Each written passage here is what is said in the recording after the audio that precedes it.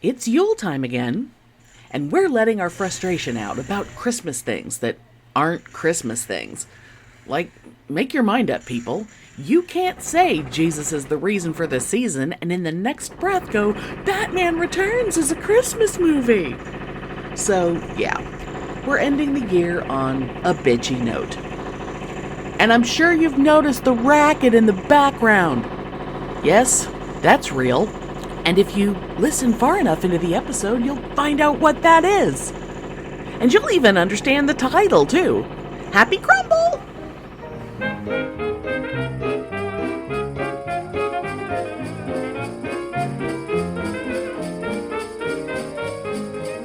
Welcome to Pitney and Amelia's Bitchen Boutique. We may be awful, but we're we're right. Oh, Lord. So, you know the fabulous movie The Thing. John Carpenter's Yes. The Thing. One of the most perfect movies ever made. An utter masterpiece. So fucking great. I saw a video where these guys were talking about there's like this movement, and I had to look it up to make sure that it was real because it's so stupid. There are people who I guess there's like a documentary coming up or something, and maybe this is related to that, like they're trying to get interest about the thing up, for that. Yeah. Because something like that has to be true, because this is so dumb. They have made a petition. There is a petition out there that they're trying to get The Thing reclassified as a Christmas movie. Oh God, really?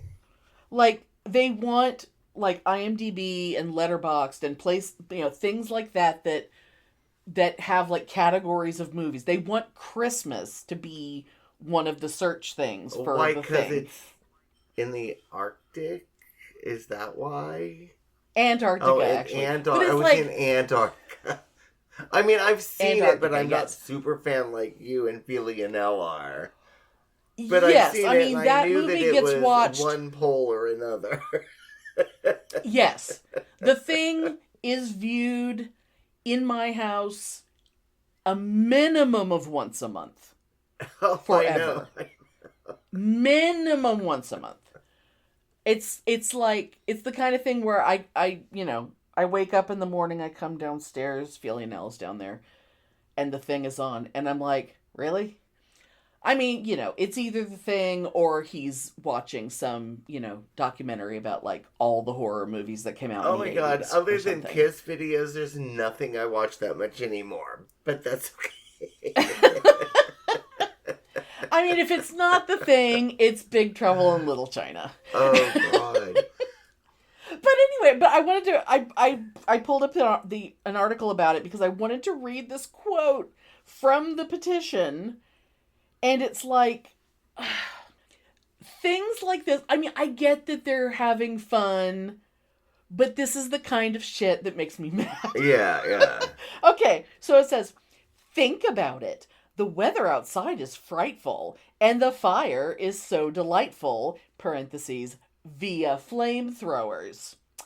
No one has a place to go, because the chopper is a wreck, and it stars Santa Claus, kind of. Because Kurt Russell, 30 fucking years later, or 40 years later, played Santa Claus in a movie. Oh Lord. Okay. Oh, okay. So apparently they're trying to get 10,000 signatures, and you can sign it up through December 24th of this year. I think it's absolutely stupid. But it makes me. I mean, it's me think, funny, geeky, fan things. Sure. But yeah, it's stupid. Yeah, it's like there's this general thing that happens this time of year every fucking year where, on the one hand you might have people like the argument comes up again, like, is Die Hard a Christmas movie or whatever, because it takes place at a Christmas party in an office building. And I mean, it's like, if you want it to be a Christmas movie, that's fine. I don't care. But But there's a lot of movies that are like fucking classics that people, obsessively watch every year, and they're just like, no, no, no, this is the best Christmas movie. And I'm like, but really? Like just because a movie is set around Christmas time and somebody has a tree, does that make it a Christmas movie? Like no matter what the movie's actually about? Yeah. Does it matter? Like that movie The Ref that I love, where Dennis Leary is like a jewel thief and he takes a family hostage on Christmas Eve and not realizing that all of their relatives are coming over, and they just bicker all the time, and he's trying to like keep everybody cool because, he has a gun, and he's trying to, but it's like, but the family won't stop fighting, and it's fantastic, but it just happens. It's not really a Christmas movie, even though a drunk guy dressed as Santa shows up later, and it's snowing outside, and Kevin Spacey beats the Christmas tree with a fireplace poker to make everybody else shut up so that he can talk. I mean, See, that doesn't fabulous. necessarily. It's such a good movie. But just because it's set on Christmas, it's not a Christmas movie. Right. Christmas movie should be about uplifting family, blah, blah, blah, Christmassy shit. True. But it also, to me, even if it's, it's got a nice message, it needs to be more than that. Like, it needs to actually have something to do with Christmas. Yeah. Like, It's a Wonderful Life is literally a movie about a guy fully intending to commit suicide, and an angel shows up and tries to convince him not to. And eventually he decides, oh no, things are better if I'm alive, because if I wasn't alive to do this, then this person would have died. Yeah. And then all of a sudden, he's filled with that. You can call it the Christmas spirit, but it really doesn't have anything to do with Christmas. It's just that it's snowing out and everybody has Christmas decorations. Yeah. And I think I remember we talked about that movie in whatever context. But I will say again, I have never watched that movie more than maybe 10 minutes of it, because Jimmy Stewart or James Stewart or whatever the fuck his actual professional name is, he talks so stupid. I refuse to watch anything with him in it because he talks stupid. He was so cute when he was young. Oh, but he talks stupid. So cute. And there's a scene in that movie where he's on the phone, like some guy who wants to make a deal. Like, it's like him and his wife. Although I think, I guess it's him and his wife, but I think it's a memory of when they weren't dating yet or something. And it's like they're both leaning in to talk on the phone, like they're both holding the phone receiver and leaning in, and some guy's talking to them, and their faces are so close together that like they normally aren't like that because they weren't dating yet or something. Mm-hmm. And there's something so incredibly hot about that scene. Oh, but yeah, it would make me throw up because you have to hear the way he talks. Because God, does he talk stupid.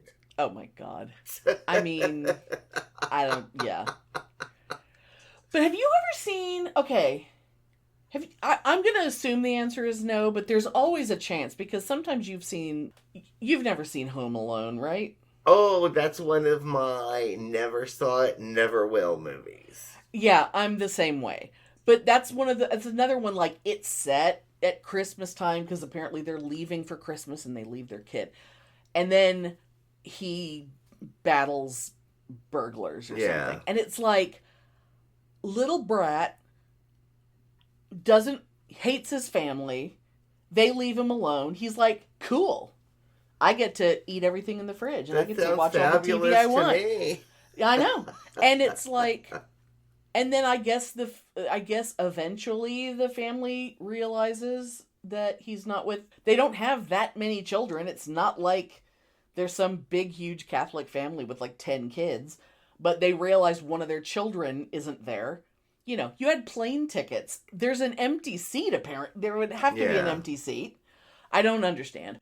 And I guess they come home and then they realize that they love him even though he's a horrible child and he missed his family or something, and God blesses everyone or whatever. But Oh, how special. But again, what's Christmas about that? Yeah. It literally could have been set in June. Yeah. The movie is the same, no matter when in the year it's set.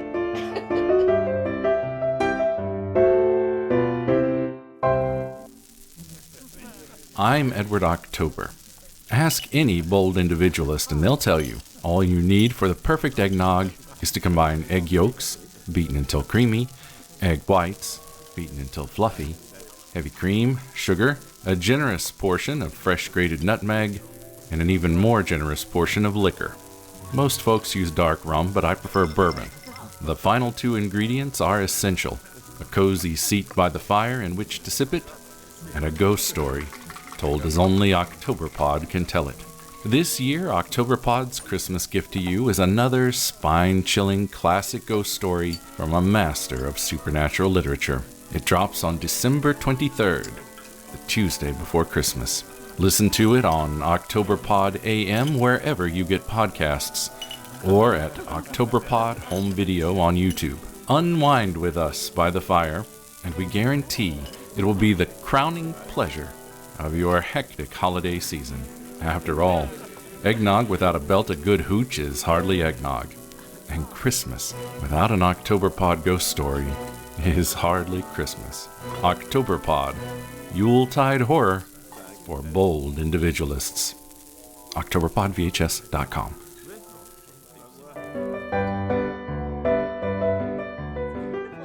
Let's talk about music. Let's talk about music because there's things that are classified or that people think of as Christmas songs that have absolutely nothing to do with Christmas at all. But let's say they're talking about winter, or they mention something like one of the worst ones. I bitch every year about Hard Candy Christmas by Dolly Parton, which is a song from goddamn Best Little Whorehouse in Texas.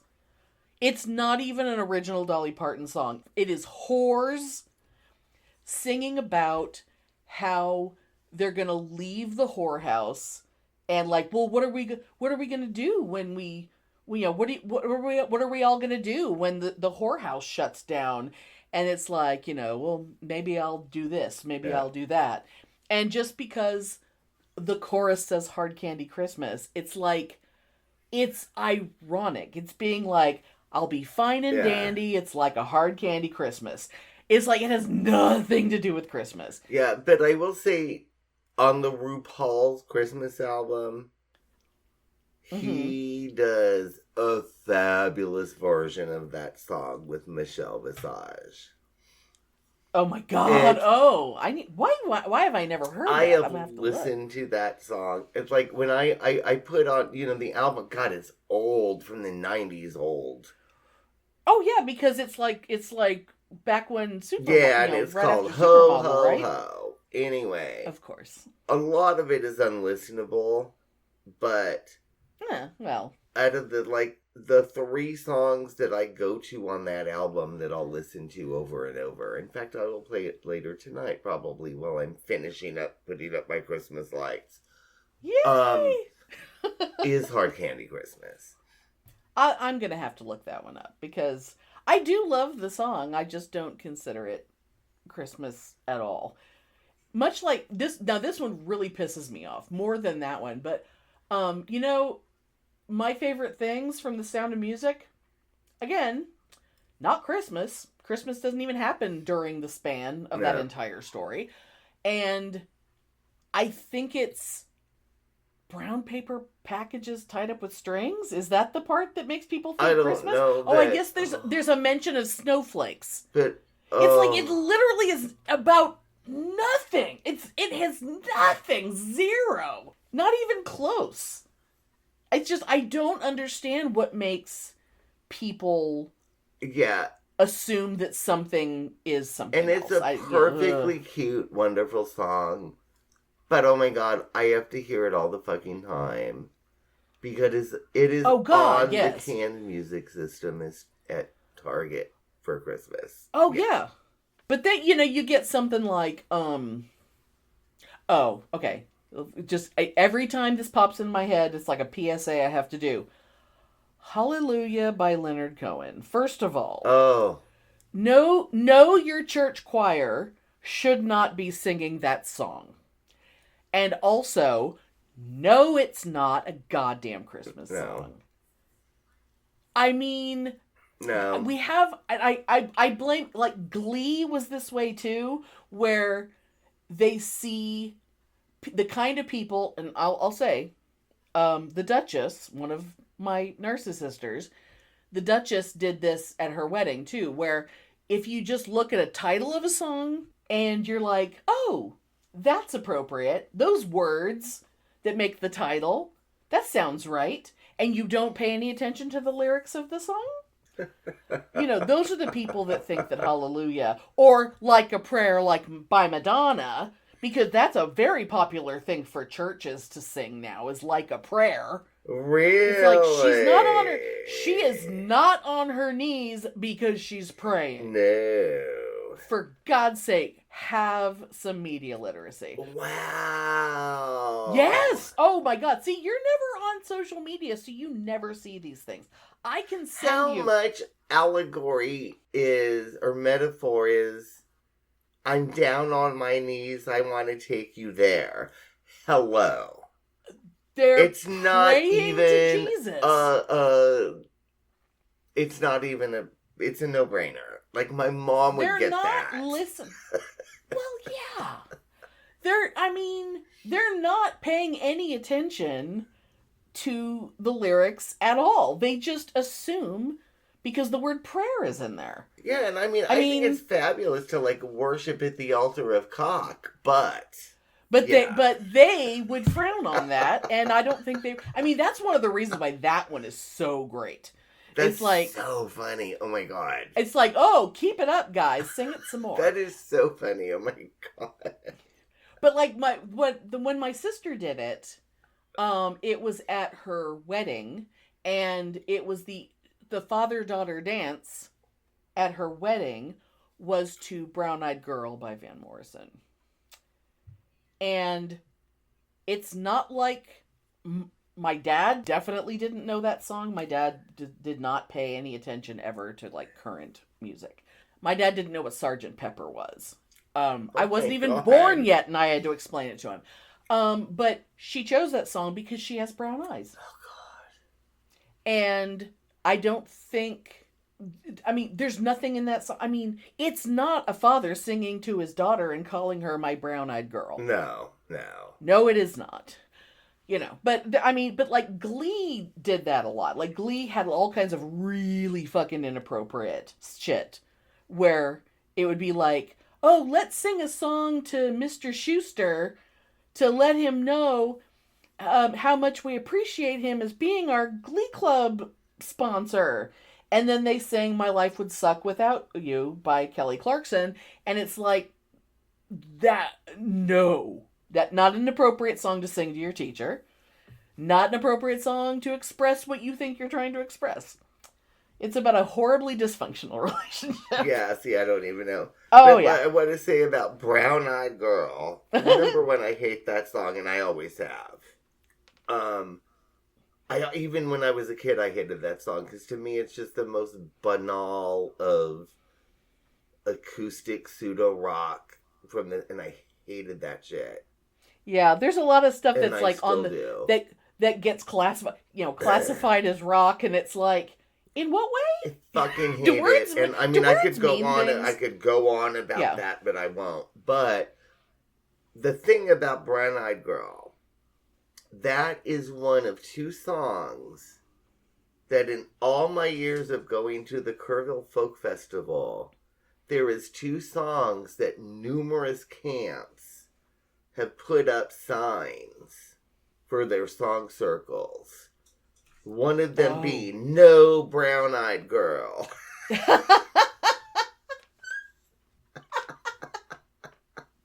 That's like I can't remember what movie it was, but there was a a movie where there was like whether it was just a pawn shop or it could have been like a musical instrument store, and in the area where all the guitars were, there was a sign that said "No Stairway to Heaven." That may have been the first Wayne's World movie, now that I think about it. And I remember the other sign was "No Wagon Wheel." Which one's Wagon Wheel? I love that fucking song. Wagon Wheel was a song that was originally done by some bluegrass band. I can't think of what their name is right now. But it was made into a hit as a cover by Darius Rucker, a.k.a. Hootie and the Blowfish. Yeah. Oh. And oh, God, I have no idea what it is. I love that fucking song. But it was played over and over and over and over and over and over. And those are the only two songs. Yeah, "No Wagon Wheel" and "No Brown Eyed Girl." Oh my God. Oh. And see, and I can't help but think of back when my high school friends who had a band, and when we would all hang out, every gathering became a jam session, and there were like 3 songs that would get done every time, and they would usually be done in sequence. First, we would be noodling around, and all of a sudden it would turn into "I Want to Be Your Dog," which is an Iggy Pop song. Yeah, I think so, yeah. And then it would turn into the theme from the Jeffersons, like "Moving On Up to the East Side." See, that's kind of fun, yes. And then that would flow perfectly into a very loud and raucous "Amazing Grace." Oh, wow, now, okay. Those are 3 songs who really have nothing to do with each other, but in my mind, those are songs that are always performed together, and they're performed every time that old friend group of mine would gather. See, and that's delightful. That's fabulous. And somewhere I have some bad, cassette recording of one of those gatherings. I used to try to record those kind of things all the time. Oh, that's fabulous. Have a cassette player. Where is there a cassette player in this house?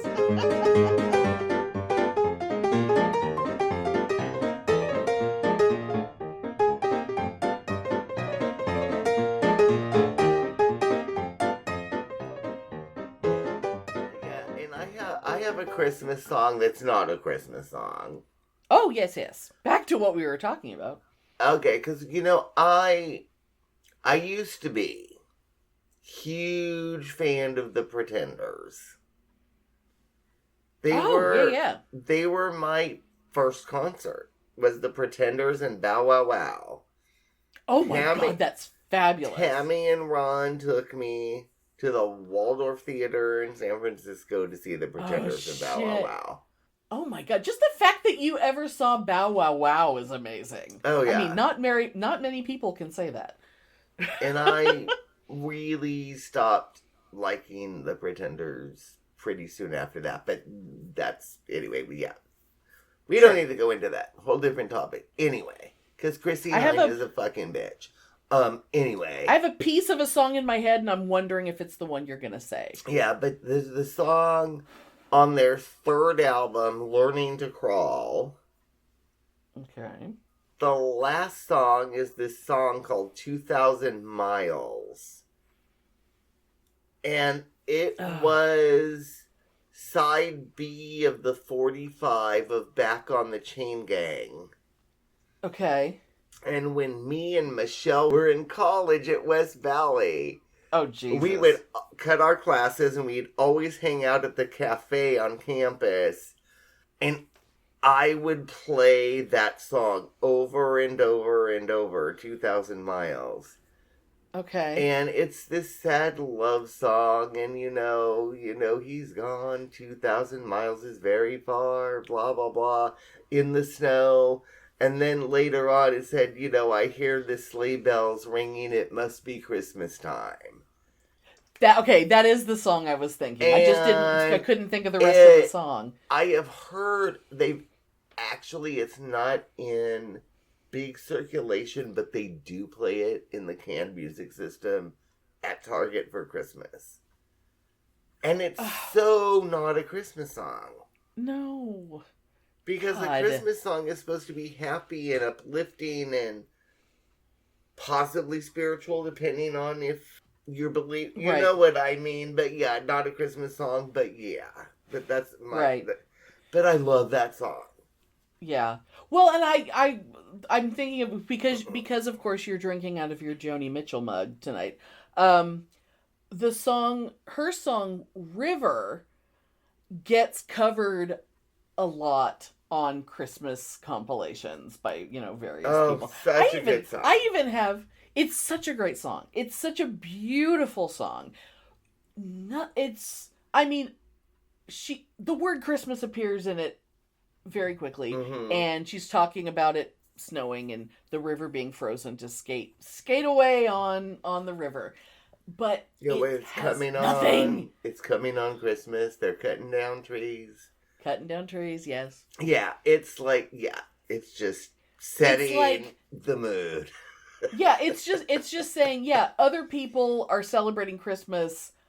I want to get the fuck out of here.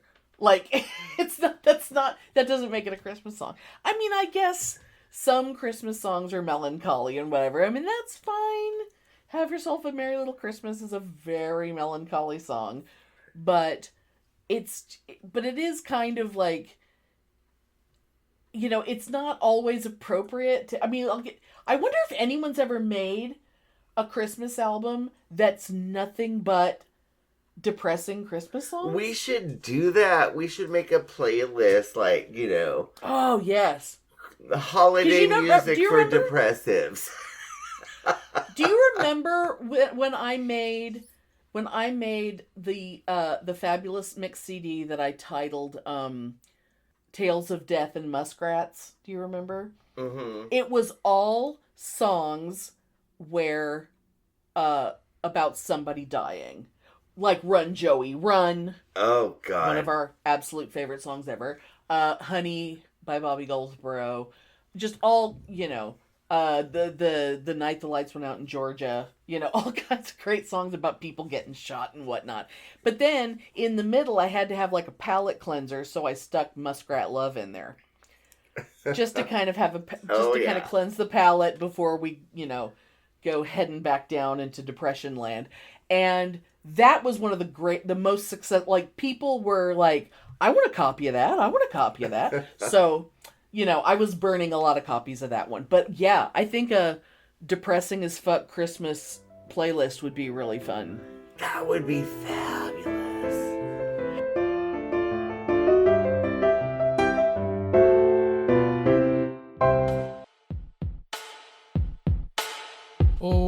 Welcome to the Skeptical Chaps with myself, Spike, and my esteemed co-hosts, Dr. Dan and Ollie. Hello. Hello. Every episode we're on to know about anything from news, social media, politics, current affairs, absolutely anything that annoys or delights us. And if you're underage or easily offended, you probably should not be listening. But Dr. Dan wants you to listen anyway. Give it a go.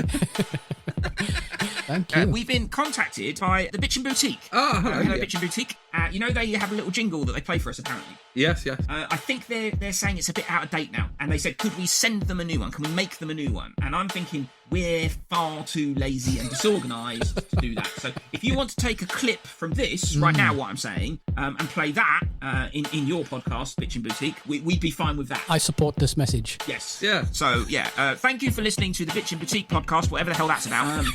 I don't know what they're talking about in this episode, but I'm sure I agree with it.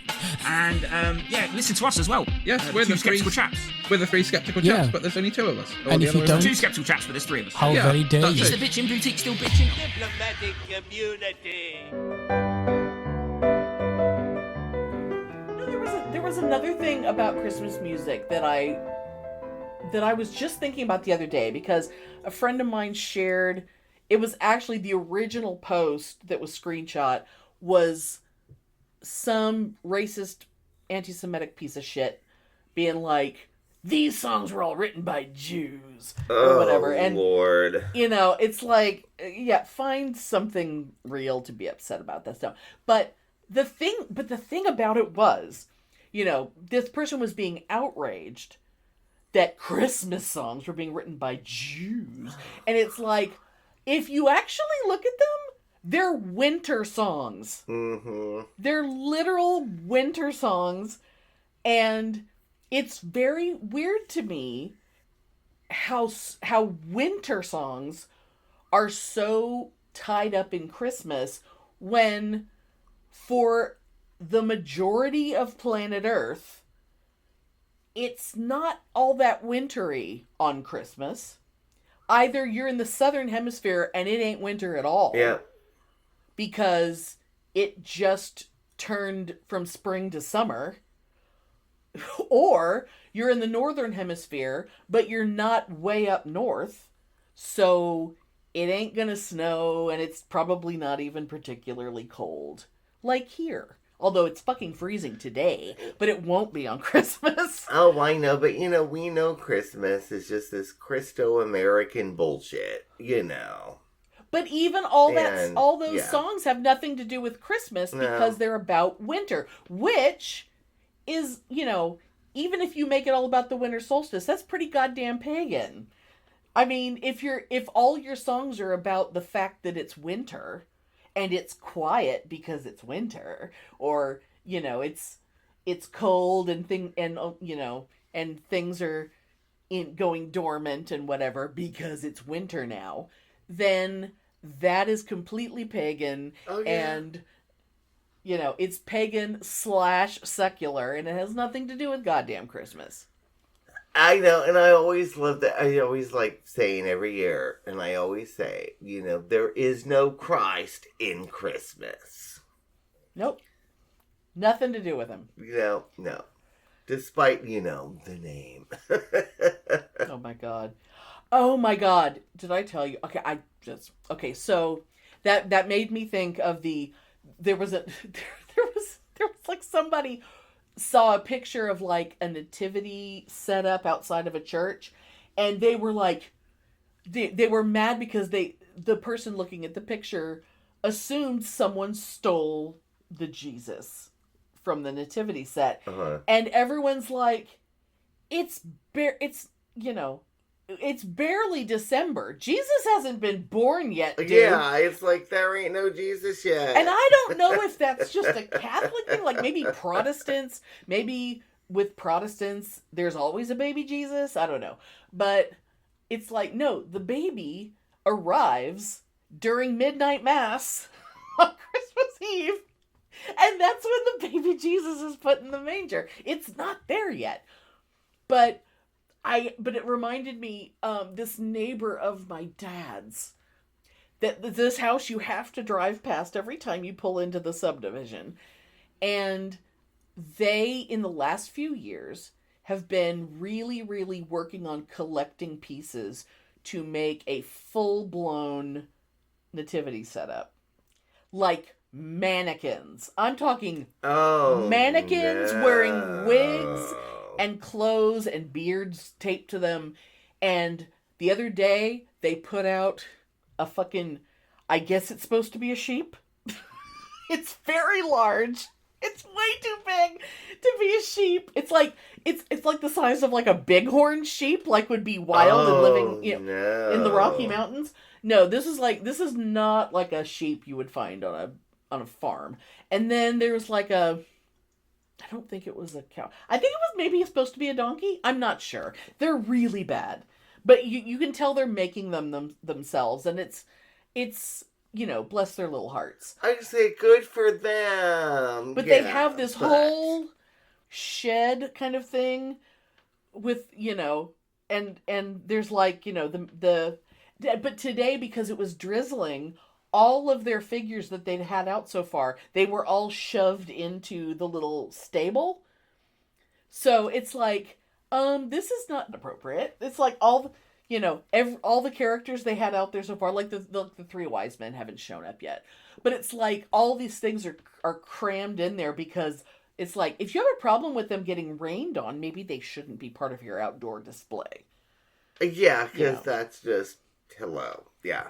It's so funny because it's like, you know, regular everyday people. If you're not a store with a big budget and you're buying like 100 mannequins from like some manufacturer and they all kind of go together and whatever. If you're a normal person, you're buying rando pieces of mannequins. Oh, for sure. And hoping for the best.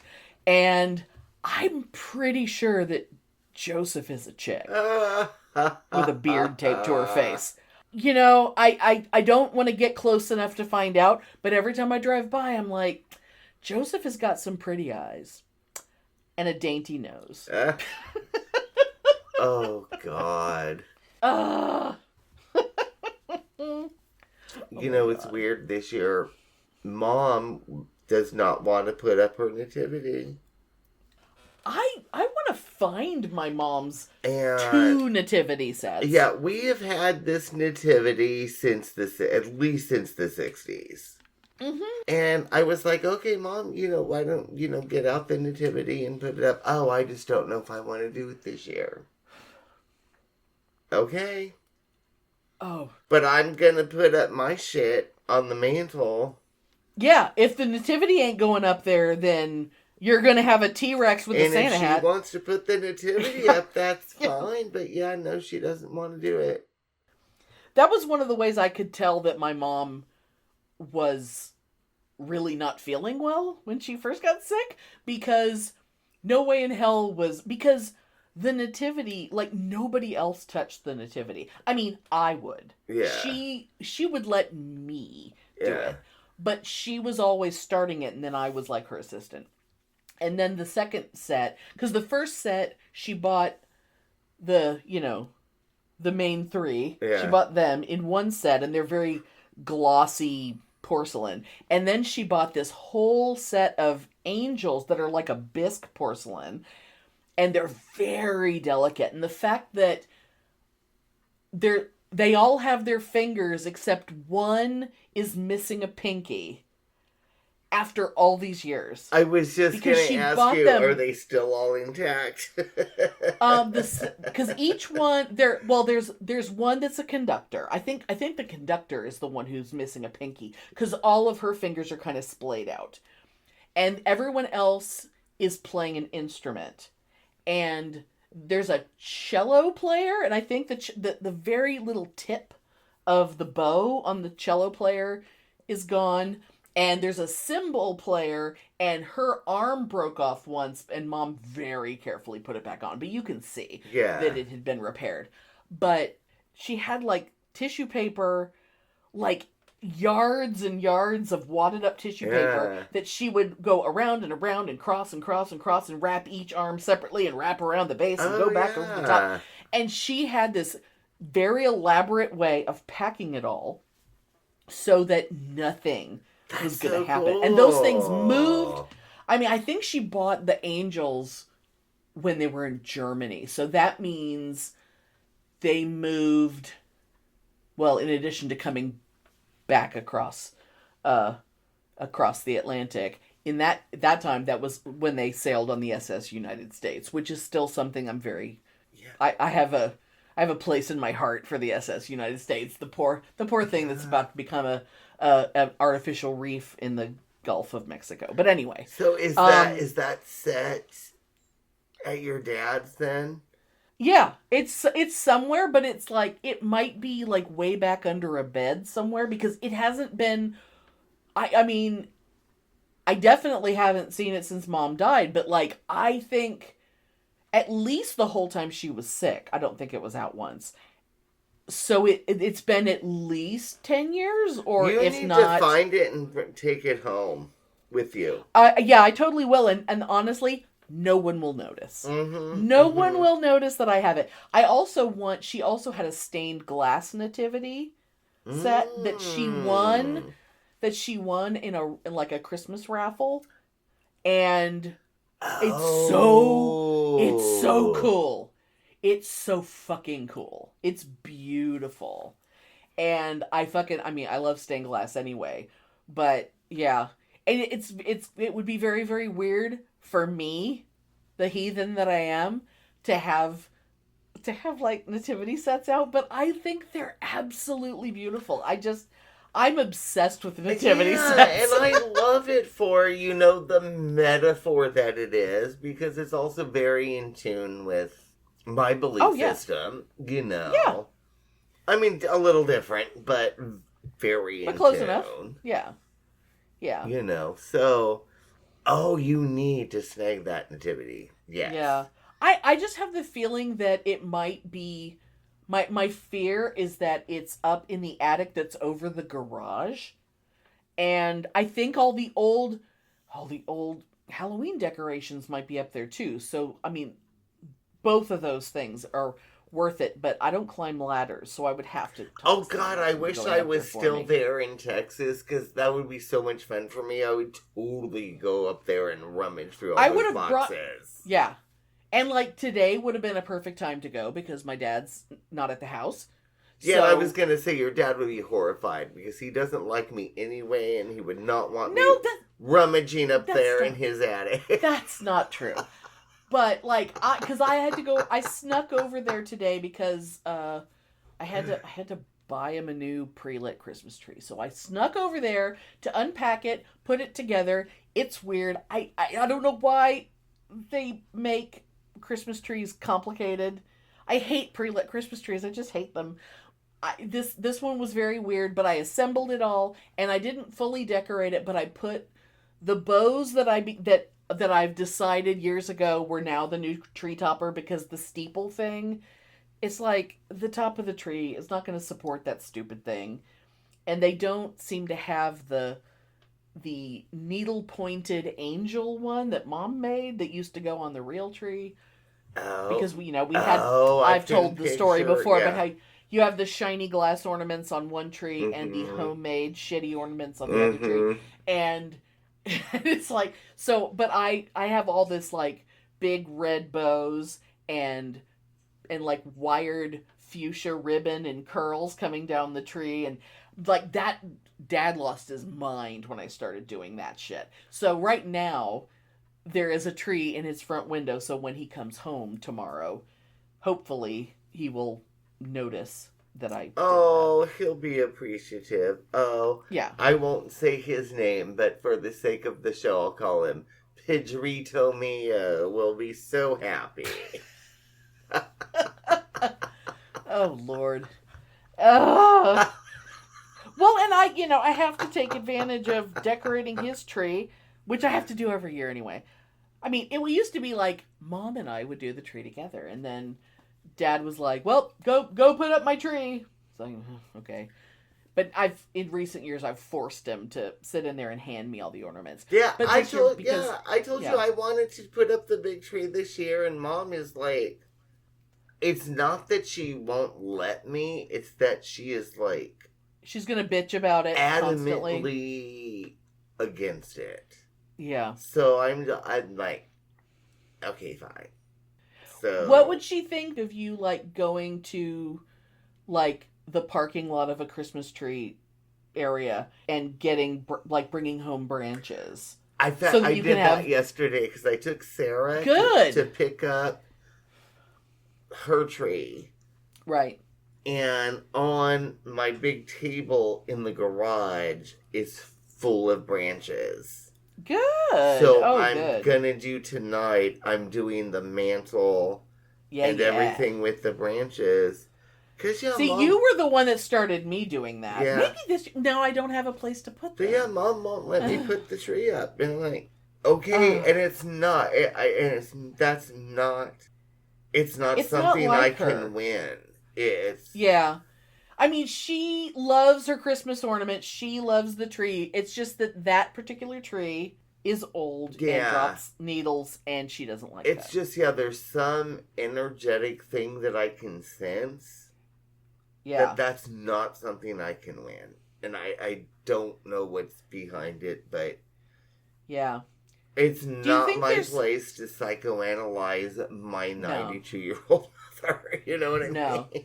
Do you think there's a way... Because my mom, when Mom had a little apartment, a lot of the ornaments I grew up with, you know, they all eventually broke over the years. But she had this whole set of like red and gold and blue and green, I think were the only colors. And they were all in like plastic netting. They were all like wrapped in like white plastic netting, which made them look very groovy.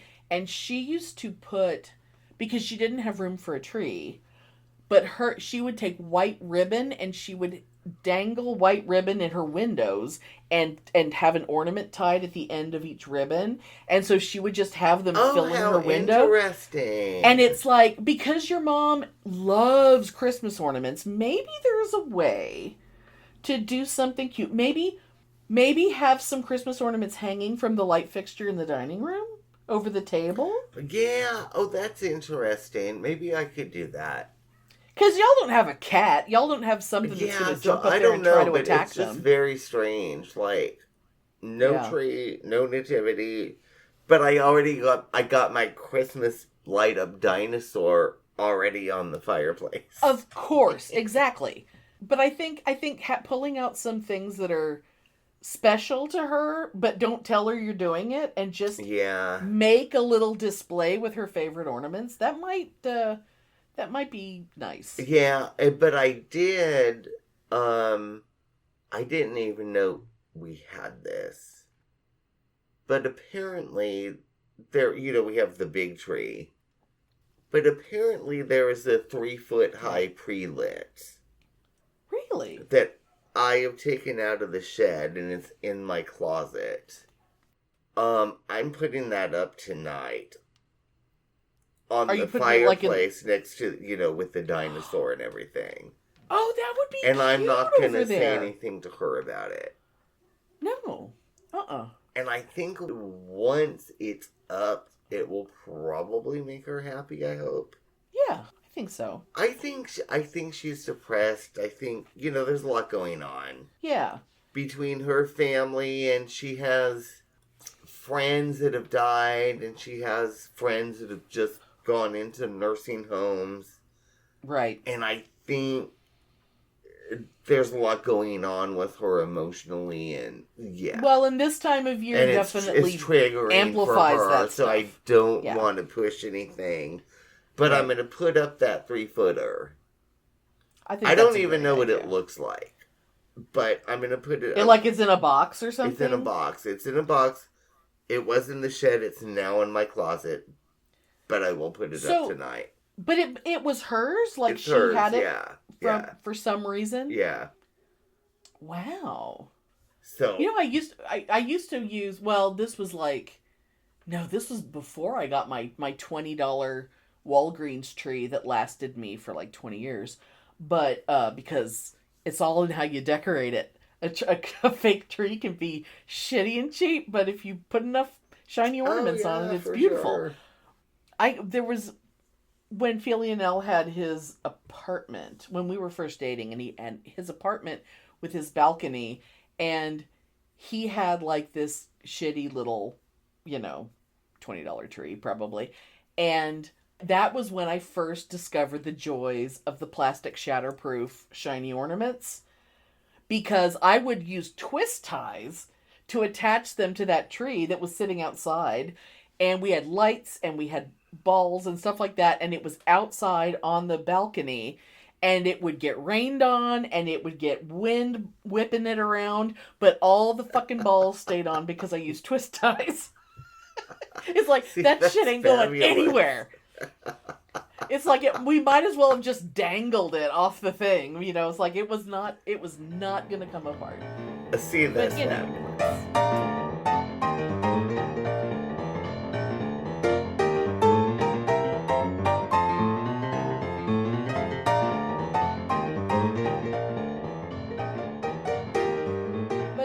At my house, there will be no visual Christmas because in a few days from now, actually, while this is when this is put up, while I'm publishing this episode, there will be someone downstairs in my house with a jackhammer busting through the subfloor. Oh, that's right. Yeah, you'll be in the thick of it.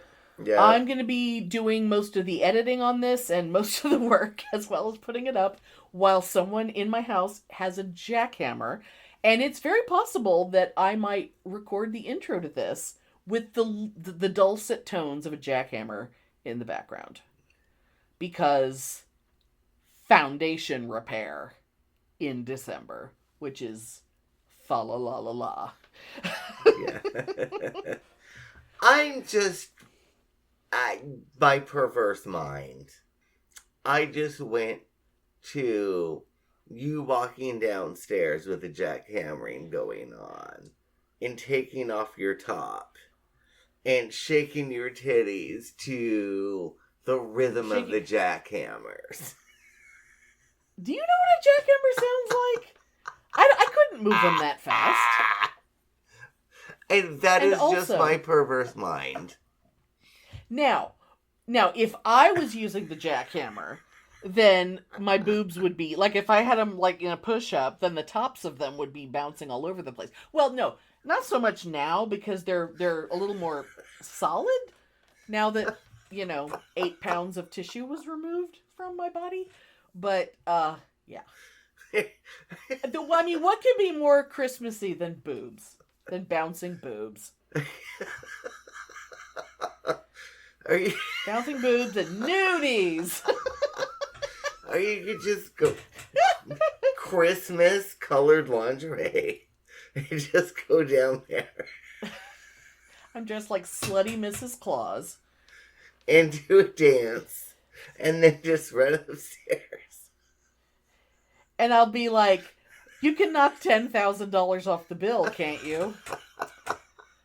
I don't even want to say how much this is costing. Oh my god, I don't even know what made me think of that, but now I have a vision in my mind, and when I get like this, oh my god, I'm going to think about it later when we're not talking, and I'm going to laugh for 10 minutes. Yes. Oh my god. Oh my god. It's always, I mean, I'm not surprised that your brain went there. Not at all.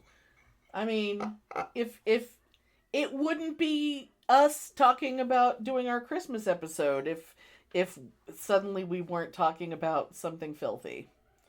Because what could be more Christmassy than filth? And I miss wearing lingerie. Yeah, it's kind of hard to do it around your mom. It's been a good many years, but I miss wearing lingerie and drunkenly parading around and singing and dancing. Alas. Okay. I have a challenge for you. I don't know when your next work shift is. But at some point during the Christmas holidays, as soon as possible, I think under your red shirt and your khakis, whatever you're wearing to work, you need a garter belt and stockings. Secret little lacy panties, garter belt, stockings, under your work pants. Oh, God. Maybe a strapless bra. Or a tube top underneath. I used to do that at I St. know! Lawrence. And I would, lift up my shirt and show my lace garter belt. I'm going to Rocky Horror tonight. I mean, you expect no less at a Catholic school. Oh, God. Fabulous. Anyway. Oh, Lord. Well, on that note, Merry Christmas, everyone. And what I just said reminded me of Benny Hill. I didn't wear my deodorant tonight. Why did that remind you of that? And I might not wear it tomorrow. I'm wearing my garter belt today. I fucking dare you. I want you, if you don't have them, you need to get some. I don't even have one anymore. I was going to say, I don't know if you I don't have any of that I don't. anymore. No. Because even if I had one, I don't think I'd get it around my leg. Because it ain't fitting around this. Oh, Should I tell people about my new drug excitement? Should I mention it? Yeah, because it's exciting. Well, I guess by the next episode, which will be in early January, I might actually have something to report. But I have been prescribed Ozempic. Just in time for Christmas. It's a little Ho Hozempic. Yeah. Ho Ho Hozempic. No, I think it's exciting, and I cannot wait to see My saggy skin. what happens. Yeah, I don't know. It's weird. It's kind of weird. But, it's been over a year that I have been working with a nutritionist and eating so well and being so healthy. Thank God I was already doing that when the whole cancer thing happened, because I was already being super, super healthy. But I haven't dropped a pound. I am at the highest weight that I have ever been, and I cannot lose a pound. Even cutting 8 pounds of tissue off my body, somehow I instantly gained 8 pounds. So that the equilibrium happened. God damn it. So, Ozempic, we'll see what happens. I do have a legitimate need, an actual health need. My doctor suggested it. So, there you go. Yeah, I think it's exciting, and I'm excited for you, and let's see where it goes. Yay. Oh my God. I can't. It's going to be so interesting to see myself with a bunch of loose skin. Yeah, but then, in about 6 months in the spring, come out here to visit me for a week, and we're going on a big shopping spree. I don't know.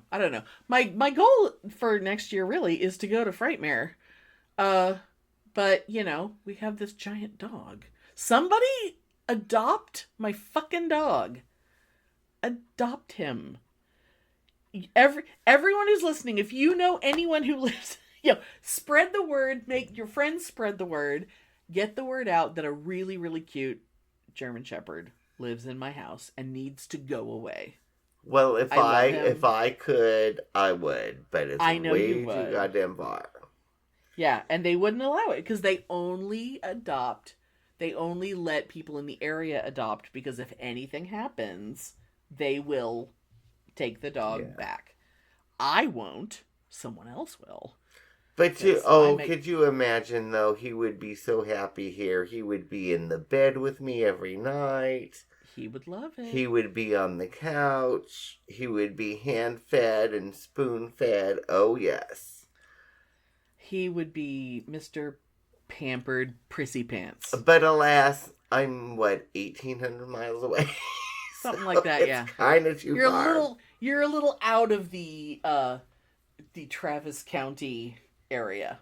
You're, alas, outside of Travis County.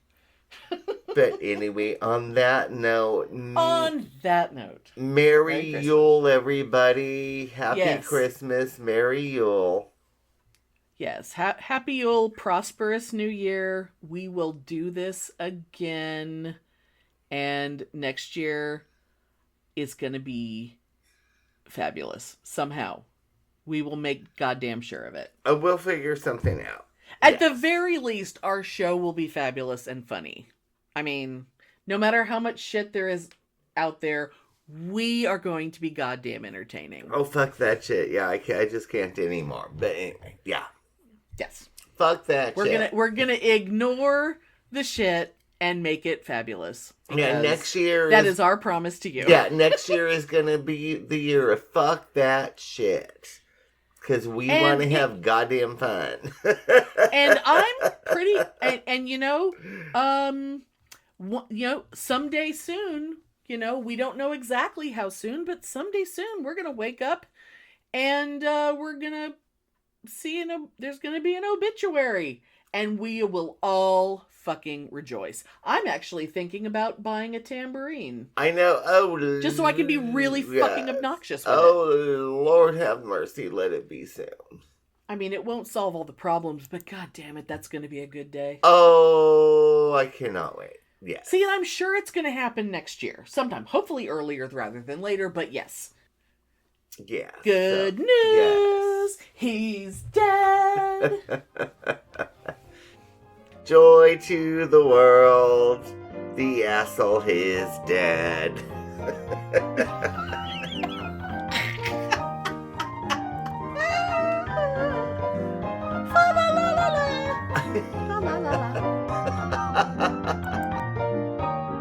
Thanks for listening. If you enjoy our show, please take a moment to rate and review us wherever you listen. If you send us a screenshot of your review, we'll send you a Bitchen Boutique sticker. Everyone loves stickers. Please subscribe or add us to your favorites wherever you get your podcasts. Subscribers get new episodes first and are also more attractive. Drop us a line anytime at pitneyandAmelia@gmail.com. We'd love to hear from you.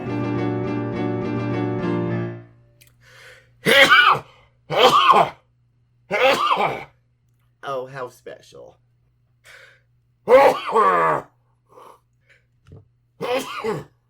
Dude. I know, I'm sorry, probably blowing up the volume control on my right. Did you suck on your vape too hard? I don't know. Ooh. There's God damn it. Oh my god, yeah, and my volume, my Did you totally spike it? Went way down to like 2. I Well, you know, I get like this and then it'll pass. Eventually. But this is like, oh. Oh god. See, and when I have allergies, it's just that my eyes burn so hard that I can't see. Yeah, but that Home Alone movie. Let me start it. That Yes. Home Alone movie. Mm-hmm. I think it might be past. I'm afraid to start talking. God. Well, we're definitely going to have a little montage of sneezes as the Easter egg at the end. Oh my god. Because it's, you know, it's good stuff. Ooh. La la la la la la la la.